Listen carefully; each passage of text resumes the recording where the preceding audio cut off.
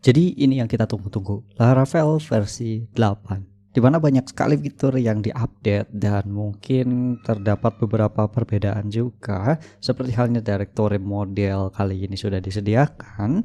Dan yang akan kita bahas kali ini adalah satu package yang mungkin penting untuk kita gunakan atau sangat bermanfaat jika kita mengimplementasikannya, yaitu untuk authentication scaffolding, di mana jika teman-teman mengikuti dari versi Laravel 5 atau sebelumnya dan sampai sekarang memiliki banyak sekali perubahan untuk sisi authentication scaffolding tersebut, mulai dari artisan makeout, kemudian dibutuhkan suatu package Laravel UI, dan sampai sekarang yaitu terdapat package baru yang bernama Laravel Jetstream. Apa sih Laravel Jetstream? Mungkin sekaligus kita coba untuk menginstal Laravel terbaru. Kita bisa buka di dalam link documentation untuk mulai.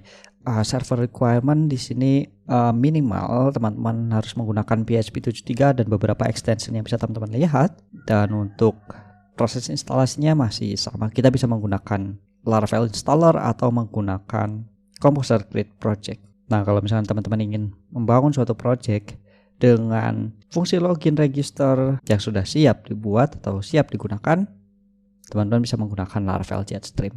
Bisa kita buka di dalam situsnya, di mana Laravel Jetstream sendiri memiliki banyak sekali fitur, di mana Laravel Jetstream sendiri merupakan package yang memiliki desain yang sangat mudah untuk kita kembangkan, mulai dari proses authentication, two-factor authentication, session management, sampai dengan untuk kebutuhan API based token dengan menggunakan Laravel Sanctum, dan optional team management juga, di mana Jetstream ini dibangun dengan stack Laravel Blade atau Inertia JS dengan Vue yang bisa kita pilih salah satunya.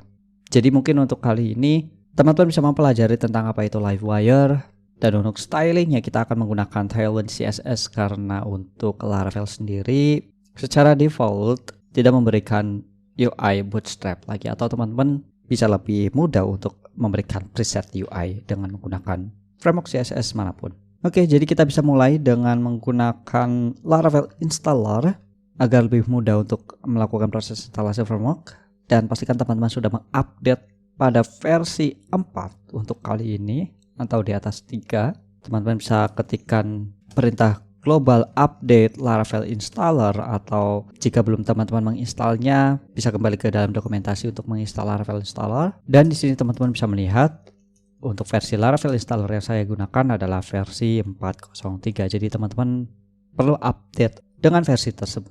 Jika sudah, kita bisa ketikkan Laravel new Laravel. Untuk nama projectnya mungkin kita akan berikan Laravel 8, dan kita akan berikan flag jet untuk Jetstream. Jadi jika teman-teman sebelumnya sudah mengenal untuk menambahkan auth, kali ini kita menggunakan flag jet di sini. Kita bisa tekan enter, kemudian kita akan diberikan pilihan untuk stack yang akan kita gunakan, yaitu Livewire Blade atau Inertia Vue, dan kita akan menggunakan Livewire saja kali ini. Kemudian apakah kita akan menggunakan fitur team atau tidak? Jadi karena kita akan bahas nantinya, kita akan berikan pilihan yes. Kemudian tunggu sampai proses instalasinya selesai untuk Laravel beserta package Jetstream-nya. Di sini teman-teman sudah melihat proses instalasi Laravel dengan Jetstream-nya sudah selesai, dan langkah selanjutnya adalah kita perlu masuk ke dalam project tersebut dan mengeksekusi perintah npm install dan npm run dev untuk mengcompile assets yang kita butuhkan. Jadi jika teman-teman belum menginstal Node.js atau npm, teman-teman install terlebih dahulu dan kita lakukan proses selanjutnya. Kita masuk ke directory Laravel 8 dari project yang sudah kita buat, dan tentu saja kita akan menjalankan perintah tersebut. Kita jalankan di sini dan tunggu proses install package assets atau proses compile dari assets yang akan kita butuhkan. Di mana di sini juga teman-teman perlu untuk sedikit mempelajari tentang bagaimana menggunakan npm ini. Jadi teman-teman perlu membiasakan diri. Oke, proses build-nya selesai dan kita bisa buka folder project-nya di dalam text editor.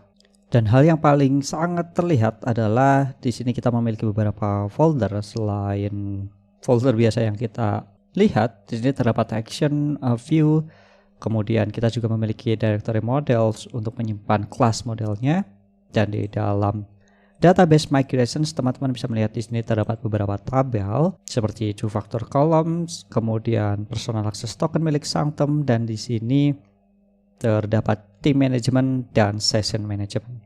Jadi untuk kita bisa menggunakan fitur tersebut, kita sediakan terlebih dahulu database-nya. Di sini kita akan gunakan dengan Laravel test. Kemudian jika teman-teman perhatikan di sini juga untuk app URL-nya di generate sesuai dengan nama folder project-nya. Dan kita akan menggunakan localhost 8000 karena kita masih menggunakan PHP Artisan Serve nantinya. Teman-teman perlu membuat database-nya terlebih dahulu dengan nama Laravel test, dan kita akan melakukan proses migrating terlebih dahulu PHP Artisan migrate. Dan karena sebelumnya saya sudah mencobanya, jadi kita akan gunakan flag fresh untuk benar-benar menghapus terlebih dahulu. Oke, untuk migrating sudah selesai. Dan kita coba PHP Artisan Serve untuk membuka project dari Laravel 8. Nah, di sini teman-teman bisa melihat kita memiliki landing page yang sangat unik, berbeda dengan versi sebelumnya, di mana terdapat link dokumentasi, Laravel News, Laracache atau Vibrant Ecosystem lainnya. Dan terdapat versi yang bisa teman-teman lihat. Kemudian ada link login dan register yang paling utama. Kita bisa lihat di sini. Kita masih memiliki halaman login, forgot password, kemudian halaman register yang bisa kita gunakan. Mungkin kita bisa gunakan terlebih dahulu seperti ini. Oke, register. Dan teman-teman bisa melihat di sini terdapat halaman dashboard yang berbeda juga yang di generate oleh Laravel Jetstream, di mana yang akan jadi fokus di sini adalah pembahasannya, yaitu melihat beberapa fitur yang disediakan oleh Jetstream itu sendiri. Berbeda dengan versi sebelumnya, terdapat link untuk profile. Jika teman-teman lihat, di sini juga terdapat opsi untuk mengupload foto kita, karena sebelumnya di sini kita hanya memiliki inisial dari nama yang kita inputkan. Jika kita coba buka image location-nya, di sini menggunakan API UI avatars, di mana akan mengenerate inisial dari nama yang akan kita gunakan. Teman-teman bisa melihat di sini untuk API-nya. Halnya untuk nama John Doe, jadi di sini akan menampilkan huruf JD. Dan jika kita coba upload foto yang sudah ada, semisal kita upload foto seperti ini dan kita save, maka akan muncul gambar dari foto yang sudah kita upload. Dan form ini juga dibangun dengan menggunakan Livewire. Oke, di sini terdapat fitur update password juga, jadi sudah disediakan. Kemudian di sini terdapat fitur two-factor authentication.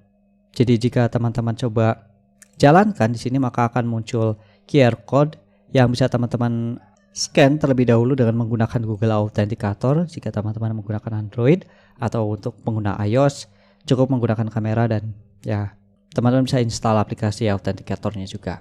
Atau jika teman-teman tidak menggunakan mobile phone, untuk sekedar contoh di sini teman-teman bisa menggunakan extension Authenticator di dalam browser yang teman-teman gunakan. Untuk Firefox di sini terdapat Authenticator. Jadi pada saat kita coba scan di sini, nah teman-teman bisa melihat kita bisa seleksi QR code yang ada. Nah, di sini kita sudah berhasil menambahkan. Dan jika teman-teman lihat di sini terdapat kode unik pada saat kita akan melakukan login, maka perlu menginputkan angka-angka yang otomatis di generate. Jadi jika teman-teman coba logout di sini, oke, kita logout. Dan kita masuk lagi, kita coba masuk dengan user yang sudah kita buat. Nah, di sini teman-teman diminta untuk menambahkan kode yang dihasilkan oleh autentikator tersebut. Oke, mungkin di sini teman-teman bisa copy, dan jika waktunya sudah habis atau kodenya salah, maka akan gagal untuk login ke dalam dashboard. Coba kita log out lagi di sini dan menginputkan angka yang salah.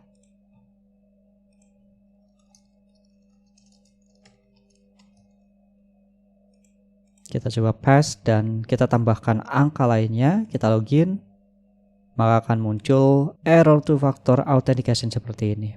Oke, jadi kita coba lagi dan kita berikan kode yang benar, maka akan berhasil masuk ke dalam dashboard.